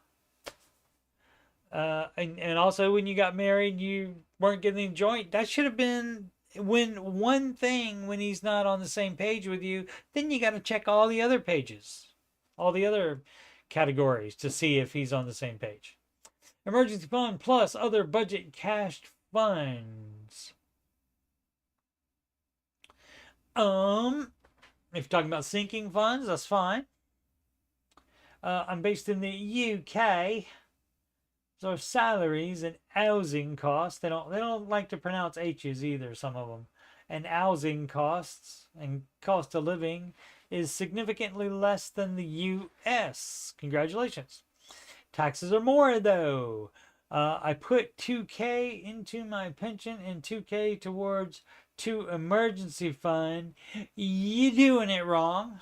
Unless you're like a teacher. I don't know what goes on in the UK. If you're a teacher in the United States, you don't have a choice. You do have to contribute to pension.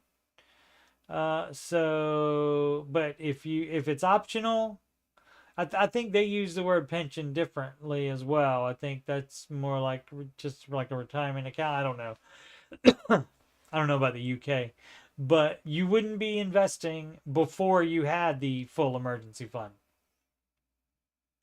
I had 20,000 British pounds, love, quid, 20k quid in emergency fund, and had 5k quid in other savings, and that would be a no unless that's specifically for something like new tires, or eventually you're gonna have to get another car that's not 10 years away.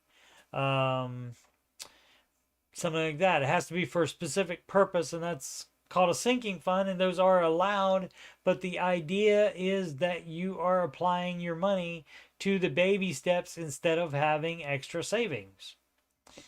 My definition of the use of emergency fund to cover the costs if I out of work.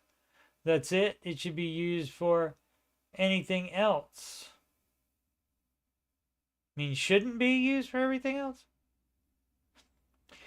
Right, and the emergency fund, it's 3 to 6 months of your personal expenses, and like if you're out of work, you would stop investing for retirement immediately, so that wouldn't be one of your expenses in the the base the emergency fund amount on. A lot of people do that incorrectly. So I don't know if they meant it shouldn't be used for anything else. Seems like it shouldn't be, but it says should be. I have never taken out finance on cars, always paid cash. Great. Keep doing that. I wasn't planning on getting a new car, but I keep spending money on the current car. And after the last trip to the garage, they said it was going expensive.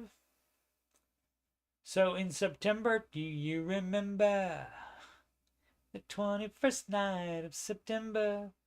Last year, I purchased a replacement car, but ended up using my 20K emergency fund, which left me, yeah, so let's just see if there's anything on here. But all right, so again with the thing, replacement car, okay, fine. You decide you don't want to fix up your old car anymore because it's too expensive, fine. Needing a replacement car doesn't mean that the car has to be 20,000 quid. Dumb. But people do this all the time. And it left you feeling vulnerable. Yeah. I've not got it back up to 13K. I've now got it, I guess. And will be back to where it need to be April, May. Wow. Maybe in the UK, maybe not original English speaker, who knows. I really want, let me tell you what I want, what I really want. To save and invest. So there's no investing until you have your full emergency fund done, and none also if you have any debt. So it doesn't seem like there's been never done finance or anything like that. Just use up the emergency fund, which shouldn't have done. Okay. Yeah, investing. So shouldn't be doing that before you have the full emergency fund saved up again. And if you use the emergency fund, then you stop investing while you replenish the emergency fund. Happy with my pension, but I'd really like to put more into my investments. First, you got to get that done, and then you only do 15% unless you're in step 7, which means if you have steps 5 and 6 stuff to do, which is pay off mortgage. Didn't say if has a house. 20K home improvements. 16K. Oh, okay, I see. Yeah, so yeah, you're not doing any of this stuff. Looking at budget, how much cash would I need? It's going to be really hard to get there.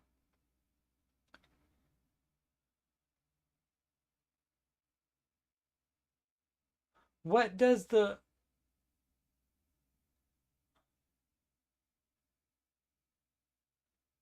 This is your budget?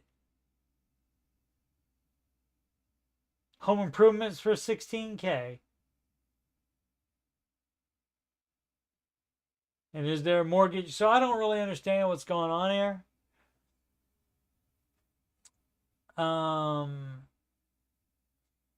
Is this just like 16K for holidays? Hey, guess what? You're not doing that either. You're doing it wrong. Oh, this person didn't say anything about knowing about Dave before, so it's possible it doesn't know. Okay, can I get people's opinion on how much cash you hold before you invest? The amount of cash doesn't mean you don't do that. You don't have extra cash on hand just to spend it. So, and you, all this stuff, home improvements, a car, going on bloody holiday, your dogs, that's a fixed monthly expense. Gifts, you don't have to do gifts while you're still trying to get your full emergency fund in place. So this one, I mean, what is this? The total number of what? Things you want right now? And then you also want to, you're limited to the amount of money you have coming in. You're limited to your income. So you have to set priorities. And it wouldn't be home improvements, probably. But, You also, again, you don't need a 20K car or even a 16K car. You don't need to spend that much on it. And so that's the kind of stuff that I would tell this guy. If we were having a consultation, I would tell him, you know, man,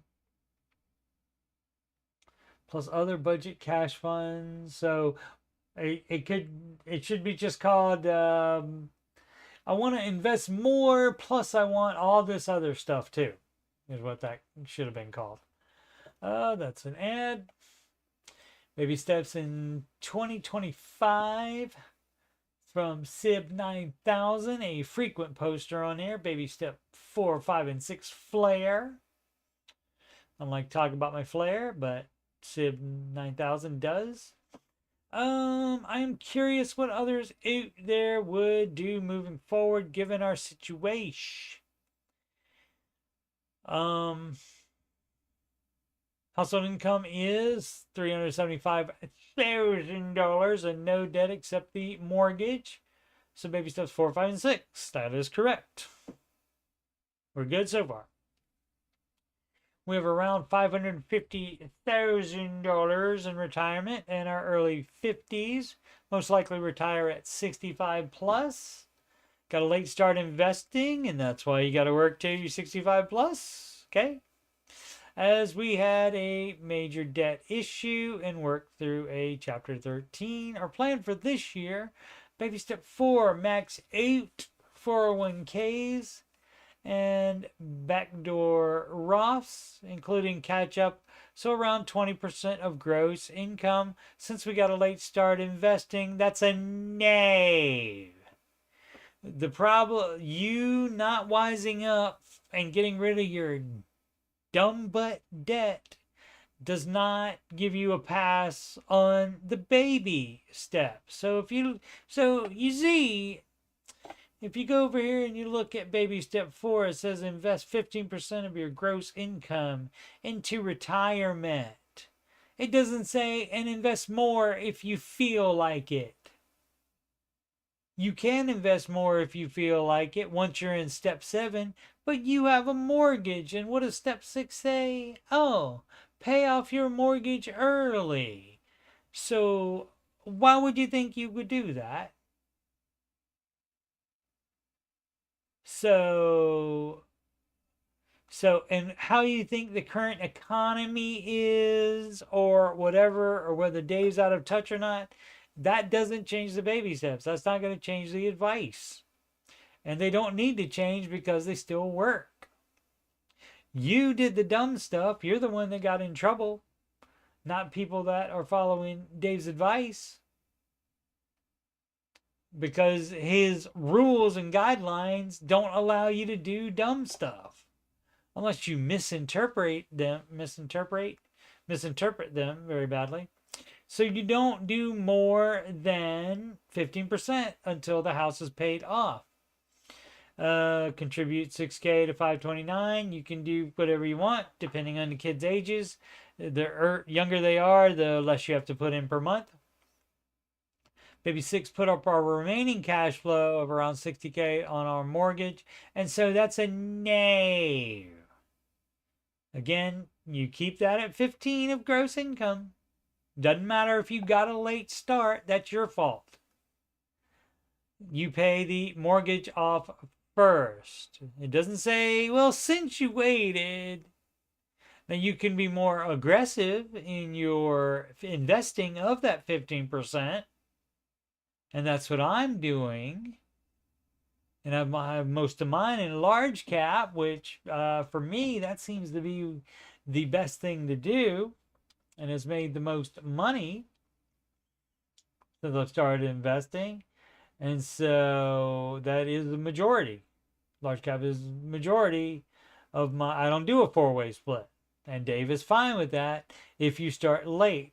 He's not fine with you changing the baby steps if you started late. If you started late, too bad. Get smarter faster is the only thing I can tell you there. That doesn't change it. Sorry. There's no exception for that. Of course, again, disclaimer, standard disclaimer, anybody at any time can do exactly what they want to do with their money because it's their money in their life. They are making the money, and they have to live their life. And so I totally support anybody doing anything they want to with their money. And I have plenty of friends that will not follow the Dave Ramsey advice at all. And so I can still be friends with them. It's fine. But I'm also going to say what they're doing I think is dumb as well. Generally we don't talk about money that much, which you would expect. But I mean, even when it comes up, I am honest with them. I say, honestly, to be honest, I think it's dumb as crap. Okay. Let's see. Gavin R, 98, 96, 96. My goodness. 26. Sorry about that, Gavin. 26 years old, feel trapped. We caught in a trap. Boom, ba boom, boom, boom. I can't walk out because I'm listening to Dave Ramsey. Okay, sorry about that. 26 years old, live at my parents' home rent free. Thanks for not saying I live at home. Cool. Parents' home, yes, rent free. Okay, car is paid off. Mr. Ramsey does not recommend that, and I don't recommend spelling paid, P-A-Y-E-D. I have zero debt. That part is good, approved. Zero debt is approved. I have over $15,000 in savings and over $130,000 in investing. However, I only make $20 an hour. I feel like, for me, I can't afford to live on my own comfortably with the approximately $2,600 a month income. How old are you all? What's your monthly income? How do you afford your living situation? I think the simple situation is get a better paying job. But I can't justify dipping into savings because I can't justify dipping into savings to afford living costs. Is that the new norm? Thanks. Well, no. So if you can't afford it on $20 an hour, you have to cut some of those expenses, the ones that are cuttable. So you start with the essentials, the 100% essential things that need to happen, like the four walls, housing, so your rent, whatever your rent is, and you get a small place, maybe one of the cheapest ones out there. So housing, transportation, so your vehicle, you have zero debt, car's paid off, so great, check, you got that.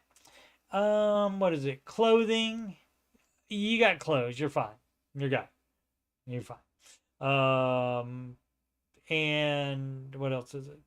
Clothing, oh, food, so yeah, you will have to do that. And so yeah, you can't just buy whatever you want, you can't go out to eat whenever you want if the $20 an hour is not enough. So that is up to you. And you also you could stop in, well, let's see, do you have the 15,000 in savings? 3 to 6 months of expenses is all you need there. And once you move out, though, would it be for 3 months of expenses would not be 15,000, so you might have too much in there. I mean, granted, you might want a 6-month emergency fund, which that's up to you. But again, I mean, this is another one where it's like you are limited by the amount of money you make and the cost of living in the area that you're choosing to try to live in, and what you think you need, which people overuse, need, Like, you know, gotta have a car, so 20,000 for the car. You don't have to spend 20,000 on a car. Dumb as crap.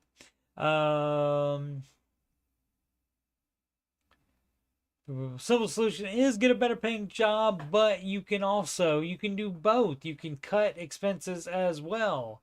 So, and this is also living in parents' home rent free, because you have you don't have a sense of what expenses will be like if you have to pay for everything. So talk to them to see what all the expenses are, and so you can try to make a budget on what you make.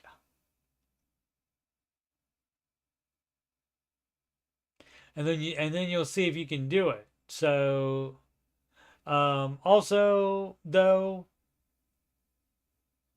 over $130,000 invested, you could have been saving that up for a down payment on a house instead of investing it, or instead of investing that much. So it all depends on what you want to do. But again, you don't get a pass just because all of a sudden, oh, things are more expensive if I don't live with my parents. Yeah, so would have to see what budget the 26-year-old Gavin is working with. I would have to see that and see what's in there. And because even if they say, I've not seen a budget where there wasn't something in there that I could cut.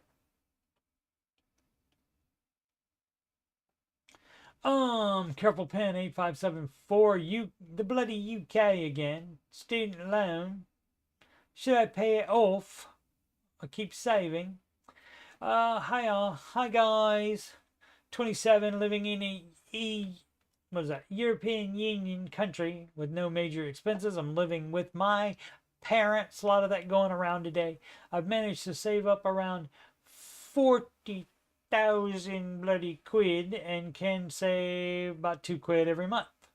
Here's my dilemma. Studying in the UK and have a student loans company. Plan to loan. Okay. Wasn't advised.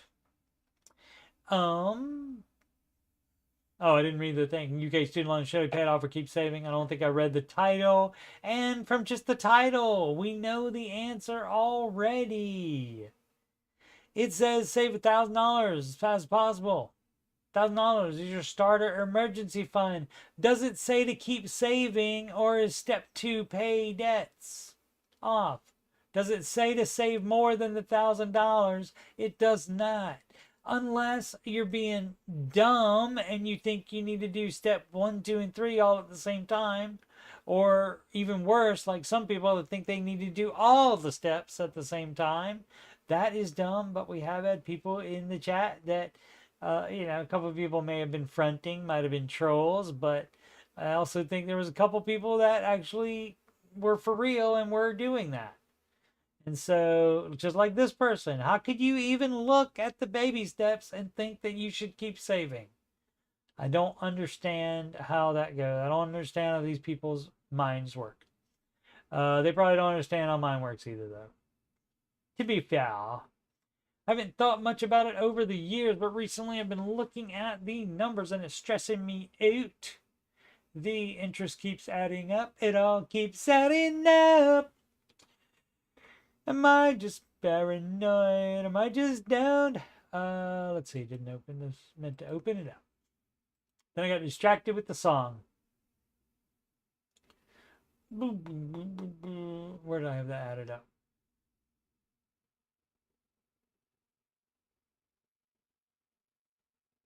Shows me out. And just keeps adding up. Longer wait. More will cost me. To do what? Oh, to pay it off. Yeah, so that's why you pay it off. Right now, I could fully pay off the loan. Yes. But that would leave me with no savings at all. Well, you do want to have $1,000 emergency fund.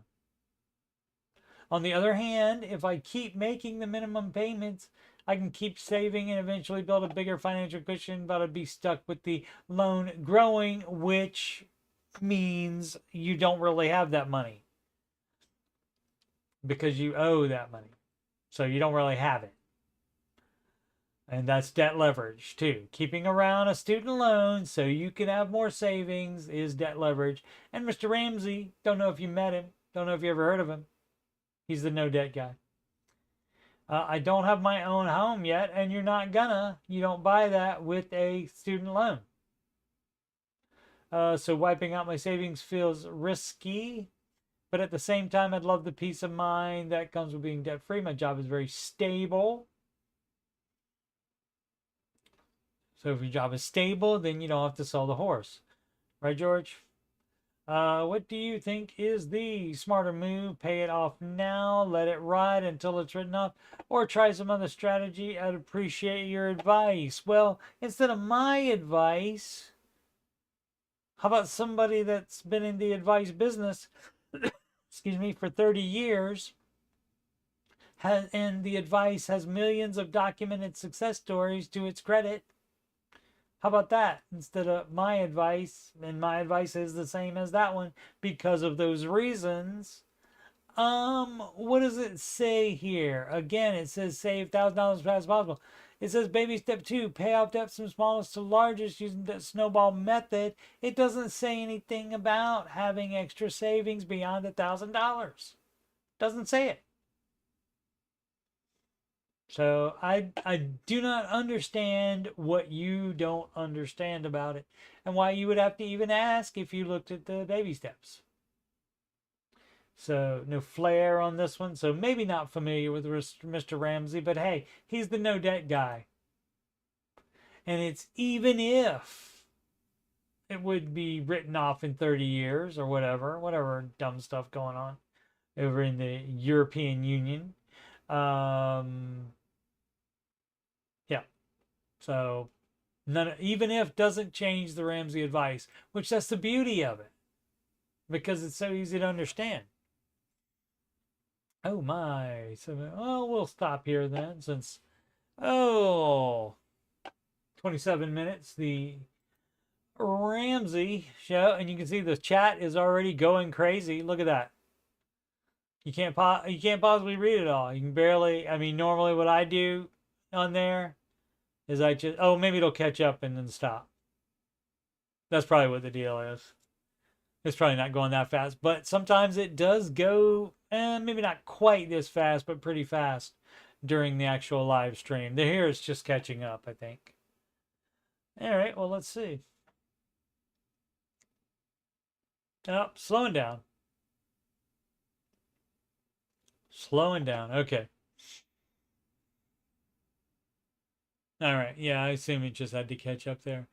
Alrighty, so again, if you didn't register for it, if you don't have a link for it, you can just Google it, do like Ramsey Take Control, and it should come up. Or if you go to the Ramsey Show channel, it should show up as a thumbnail on that for you to click on if you want to see that. And that starts in 25 minutes and 8 seconds. And so looking forward to that. Fun times. The Ramsey Show, and then I did doing my stream now, and then that one later. So Ramsey full day here. Loving it.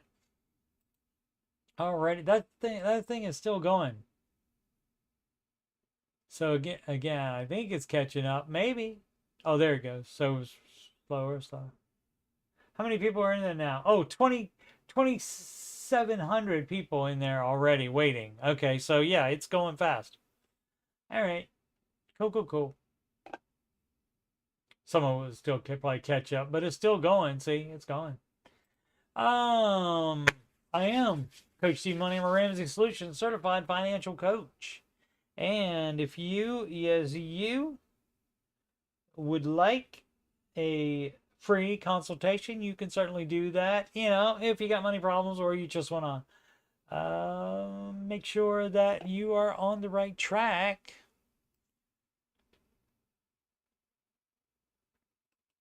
You can do that at calendly.com/coachstevemoney. Link is in the ticker below and in the video description. You can email me at coachstevemoney@gmail.com. Donations can go to paypal.me. /CoachSteveMoney. Alternatively, the Cash App at $CoachSteveMoney. Alternatively, again, a Walmart gift card to coachstevemoney@gmail.com. Upcoming streams, the Ramsey Show Aftershow show. I'm doing it every weekday after the Ramsey Show is over on YouTube, which is at 5:25 p.m. Eastern Time. That's what time I start up. And I generally go for an hour or so. Did extra time today. And I guess that's it. Thanks so much for watching. Please subscribe, liking it is the thumbs up button. Just graze across that, or you can smash it if you want to. It's your device, so it doesn't really hurt me if you break it. It's fine. What was the last thing? And comment. Yeah, absolutely. Alrighty. Thanks so much for watching. As always, make smart financial decisions every single day.